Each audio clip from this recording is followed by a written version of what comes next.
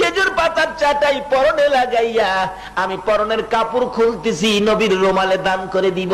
আবু বকর দুইটা চোখের পানি ছেড়ে দিলেন।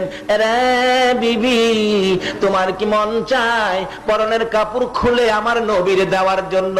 আবু বকরের বিবি একটা চিৎকার মারছে, স্বামী গো, শুধু পরনের কাপড় নয় গো স্বামী, আমার কি মন চায় কলিজাটা খুইলা নবীর রুমালে দিতে।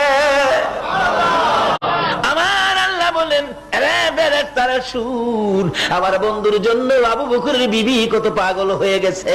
এবার পরনের কাপড় খুলে দিলে গাটুরি বানাইয়া আবু বকর ঘরে যা ছিল কিছুই নাই, সব নিয়ে আমার নবীর সামনে হাজির। আমার নবী বলেন, আবু বকর কি আনছো? আমার আবু বকর কি আনছো?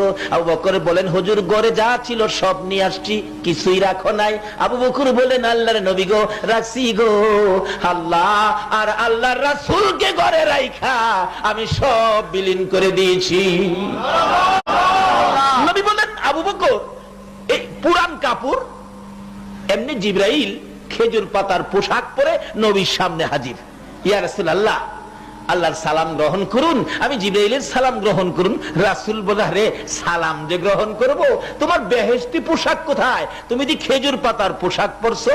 জিবরাইল বলেন, হুজুর শুধু আমি না, আরশ বহনকারী ফেরেশতা সহ জান্নাতের হুরিরা সহ আজকে খেজুর পাতার পোশাক। ইয়া রাসূলুল্লাহ, এই যে পুরান কাপড় দেখতেছেন, আবু বকরের বিবি আপনি নবীর ভালোবাসায় খেজুর পাতার পোশাক পরনে লাগাইয়া পরনের কাপড়টা খুলে আপনার জন্য দান করে দিয়েছে।